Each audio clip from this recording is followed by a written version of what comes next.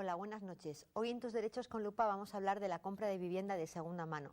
Y es que como algo bueno tienen que tener los tiempos de crisis, es que parece que por lo menos el precio de las viviendas se está estabilizando y en algunos casos incluso está empezando a bajar. Y ya nos han comentado de buenas oportunidades que se van encontrando en el mercado de segunda mano, con lo cual aquellas personas que estén pensando en comprar, yo creo que puede ser recomendable echar un vistazo también a las viviendas que ya tienen dueño y que se mueven bastante bien en el mercado. Pero esto, lógicamente, hay que hacerlo bien y las recomendaciones que podemos dar para comprar vivienda, bueno, pues las podemos tener en cuenta las generales y luego igual hablar un poco específicamente también de las que son propias de vivienda de segunda mano. Pues sí, Elena, hay algunas recomendaciones que son generales, decidamos comprar vivienda de nueva o de segunda mano, como tú bien dices que hay buenas oportunidades.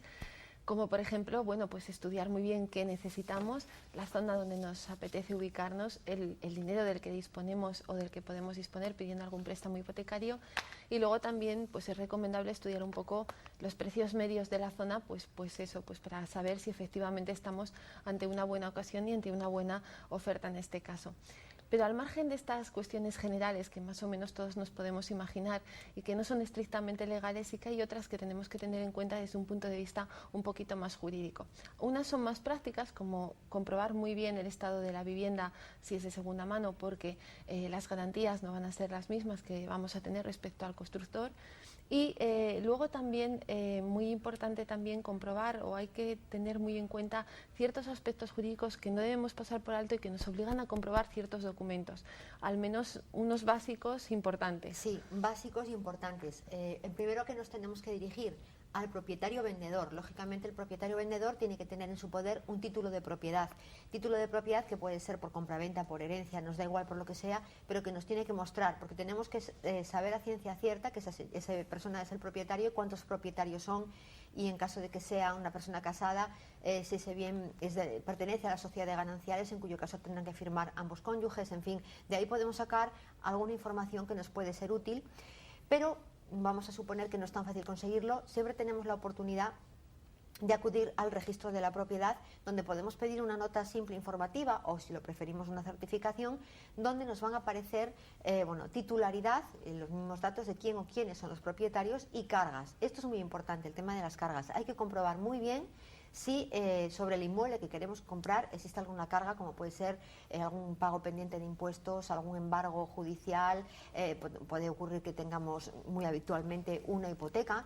Dependiendo del tipo de cargas que haya, hay que estudiarlas un poquito, hay que ver cómo las vamos a cancelar y si es posible cancelarlas, porque evidentemente las cargas que estén inscritas en el registro de la propiedad, el comprador las adquiere, o sea, prácticamente, salvo que se tomen algunas medidas que habrá que pensar en ellas, es muy importante.